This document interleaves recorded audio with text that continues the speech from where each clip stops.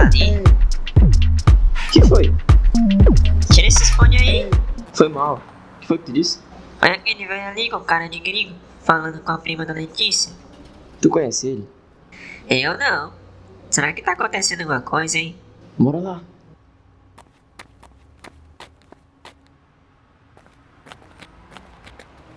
Ei, senhor, com licença. Ei, tá correndo por quê? Olha aí, mancho. A gente chegou e ele se mandou.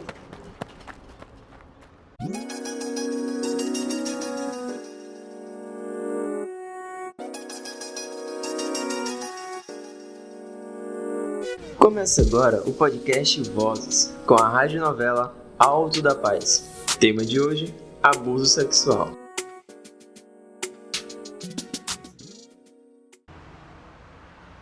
Ei, tu é a prima da Letícia? Sou sim, E qual é teu nome? Bia. O que aquele velho tava falando contigo? Ele tava perguntando se eu queria ir pra casa dele. Disse que a filha dele tinha um bocado de boneca e queria dar uma pra mim. E falou que tinha uma brincadeira pra fazer comigo. Não entendi nada. Mas tu conhece ele? Eu não, só vi ele umas vezes no portão da escola. Mas não sei quem ele é não. Bia, nunca mais você fale com quem você não conhece, tá bom? Ah, então não vou falar mais com vocês também. Tchau. Vale. Pelo menos aprendeu rápido.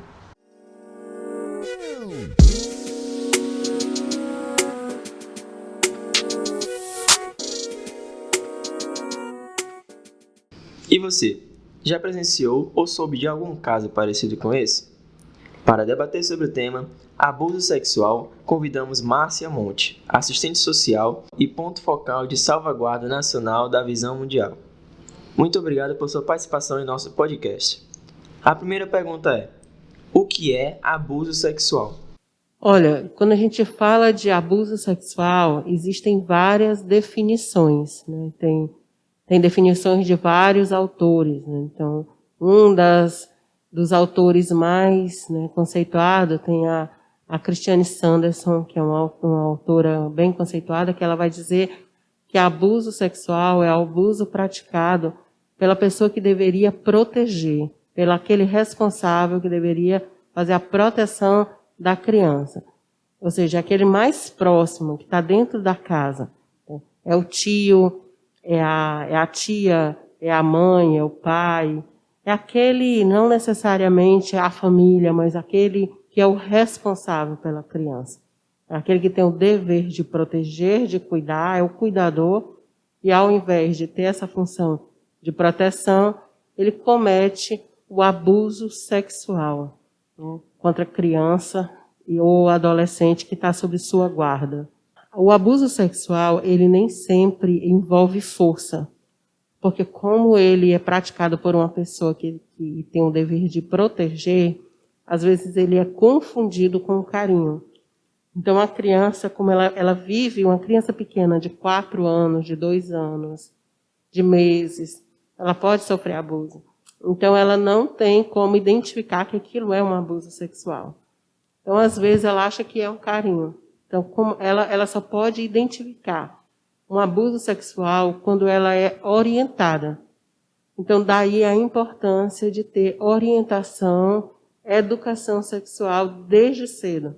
De acordo com a sua idade, já comece, né, simples, de forma lúdica, a identificar o que é um carinho, o que é um abuso.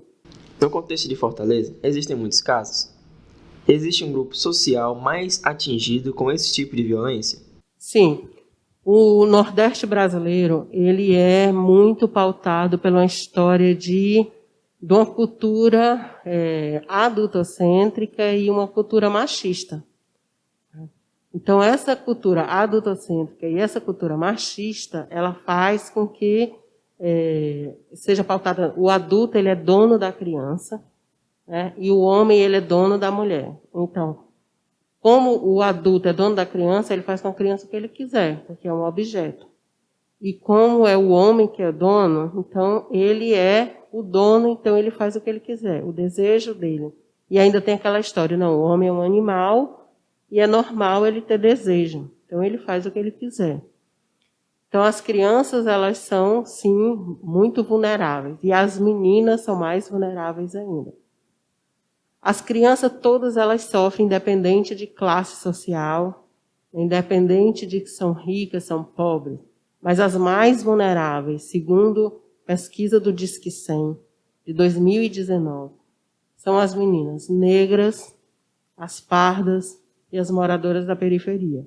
Essas são as mais vulneráveis sempre.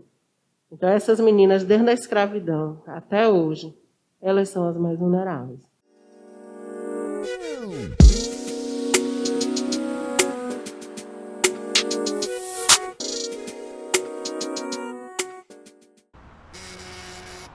João, tu não sabe o que aconteceu. Um velho gringo tava assediando uma coleguinha da Bia na rua de trás da escola. Tava alisando a menina. Ai, que macho nojento. Eita, Letícia. E se eu te disser que quase que era a Bia que passava por isso? Menino, que marmota é essa? Isso não é brincadeira, não. É sério. Hoje de manhã, na saída da escola, eu vi esse mesmo velho aí falando com a tua prima. Aí eu e o Pedro chegamos mais perto dela. E o velho saiu correndo. A gente achou muito estranho. Daí, conversando com a Bia, a gente descobriu que ele tava com umas histórias de brincar com ela. Deve ser o mesmo sem vergonha. Sério? Eu tô aqui chocada. Muito obrigada mesmo, João. Poxa vida. Fico triste por outra criança ter passado por isso. Mas parece que já denunciaram e o sem vergonha foi preso.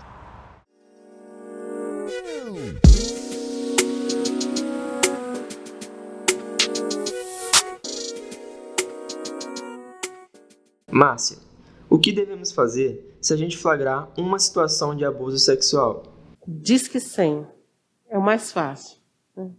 É o mais fácil pegar. Aí o pessoal, existe sempre aquela história, né? Aquela cultura que vem contra. Disque 100 não presta, os órgãos não prestam. Mas Disque 100 é sempre bom. Pode demorar um pouco a ligação, mas ele vai mandar. Você pode pegar, ele tem um númerozinho, que o nome é protocolo, um nomezinho complicado, e que às vezes a gente não dá valor, né? Mas aí a gente anota aquele númerozinho, que é um númerozinho grande, e depois a gente pode ligar para ver isso. Olha, como é que está o protocolo? E aí a moça vai perguntar, qual é o protocolo? Aí você vai dar o número e pode fazer como é que está acompanhando. Foi enviado para o Conselho Tutelar tal, da sua cidade, foi atendido, foi marcada uma visita. Então, Disque 100 é um órgão que funciona. Tem dificuldade? Tem, mas ele está funcionando. Quais são os órgãos públicos responsáveis para saber denúncias? O Conselho Tutelar é o órgão, é o porta de entrada que todos nós precisamos conhecer e ir lá. Se tiver um perto da sua casa que você possa ir lá, é a porta de entrada que você pode procurar e ir lá, que é o órgão que protege o direito da criança e do adolescente. Se você é vítima de abuso, você pode contar para o seu professor ou para o diretor da escola. O professor e o diretor, eles têm um artigo, eles são obrigados a notificar essa violência. No artigo 56, o diretor, e o professor no artigo 246. O adolescente ele não vai acessar diretamente a comissão. Por quê? Porque a comissão é sigilosa. A comissão ela é uma comissão que funciona dentro da escola, que é formado por 3 pessoas. Então, eles fazem um relatório dos casos que acontecem, que chegam para eles. Pode ser via os professores, pode ser via uma pessoa da comunidade que viu e que trouxe para a escola, pode ser a merendeira, pode ser um aluno que chega e diz para um membro da comissão, que não sabe nem que ele é membro, né? Então ele sabe de diversas formas. Ele faz esse relatório e ele encaminha para o Conselho Tutelar. Quem toma as providências são os conselheiros tutelares do caso. O próprio conselheiro tutelar pode saber desse caso sem ser via comissão. Então, como tem várias formas desse caso chegar para o Conselho Tutelar, pode chegar, inclusive, sem ser a comissão da escola. Então, é uma comissão que vai fazer com que os casos cheguem de forma anônima, sem trazer risco para aquela escola.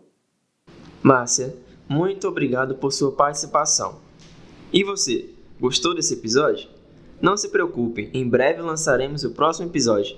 Termina aqui o podcast Vozes, com a radionovela Alto da Paz.